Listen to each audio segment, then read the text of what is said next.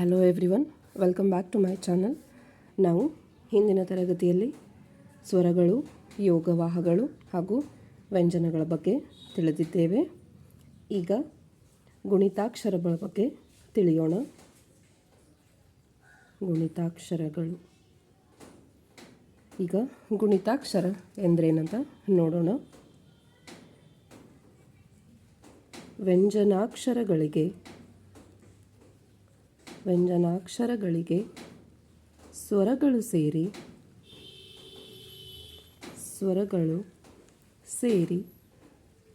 ಆಗುವ ಅಕ್ಷರಗಳೇ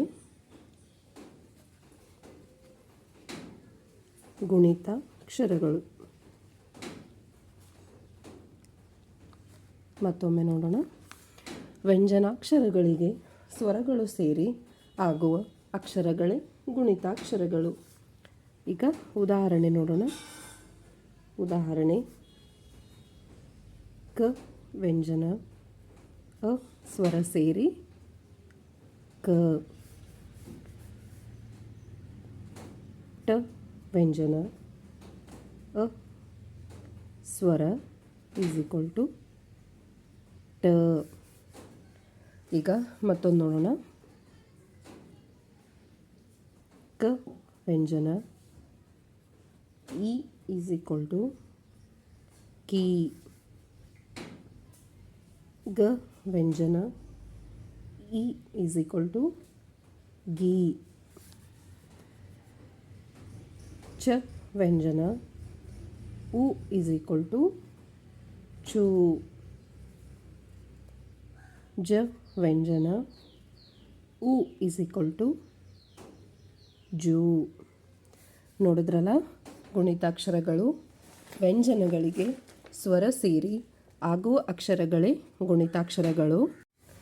ಉದಾಹರಣೆಗೆ: ಕ ಪ್ಲಸ್ ಅ ಈಸ್ ಈಕ್ವಲ್ ಟು ಕ. ಟ ಪ್ಲಸ್ ಅ ಈಸ್ ಈಕ್ವಲ್ ಟು ಟ. ಚ ಪ್ಲಸ್ ಉ ಈಸ್ ಈಕ್ವಲ್ ಟು ಚು. ಕ ಪ್ಲಸ್ ಇ ಈಸ್ ಈಕ್ವಲ್ ಟು ಕಿ.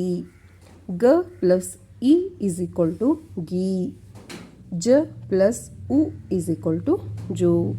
ಈ ರೀತಿಯಾಗಿ ಗುಣಿತಾಕ್ಷರಗಳನ್ನು ಬಿಡಿಸಿ ಬರೆಯುವುದು. ಈಗ ಗುಣಿತಾಕ್ಷರಗಳಲ್ಲಿ ಪದಗಳನ್ನು ಹೇಗೆ ಬಿಡಿಸಿ ಬರೆಯುವುದಂತ ನೋಡೋಣ. ಪದ ಬಿಡಿಸಿ ಬರೆಯುವುದು. ಈಗ ಒಂದು ಪದ ತಗೊಳ್ಳೋಣ. ಕಮಲ. ಇದನ್ನು ಗುಣಿತಾಕ್ಷರದಲ್ಲಿ ಹೇಗೆ ಬಿಡಿಸಿ ಬರೆಯುವುದಂತ ನೋಡೋಣ. ಕಮಲ. ಕ ಪ್ಲಸ್ ಅ ಈಸ್ ಈಕ್ವಲ್ ಟು ಕ. ಮ ಪ್ಲಸ್ ಅ ಈಸ್ ಈಕ್ವಲ್ ಟು ಮ. ಲ ಪ್ಲಸ್ ಅ ಈಸ್ ಈಕ್ವಲ್ ಟು ಲ. ಈಗ ಇದನ್ನು ಕೂಡಿಸಿ ಬರೆಯೋಣ. ಕಮಲ. ಹಾಗೆ ಮತ್ತೊಂದು ನೋಡೋಣ. ದೇವರು. ಈಗ ಈ ಪದವನ್ನು ಬಿಡಿಸಿ ಬರೆಯೋಣ.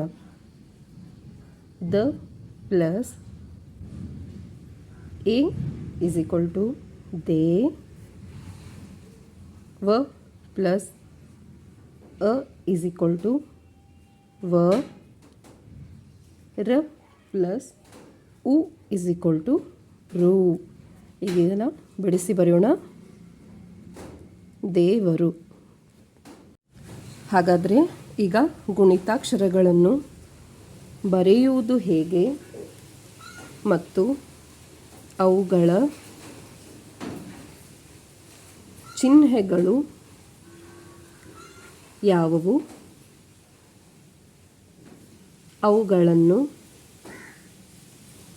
ಅವುಗಳನ್ನು ಉಚ್ಚರಿಸುವುದು ಹೇಗೆ ಎಂದು ತಿಳಿದುಕೊಳ್ಳೋಣ.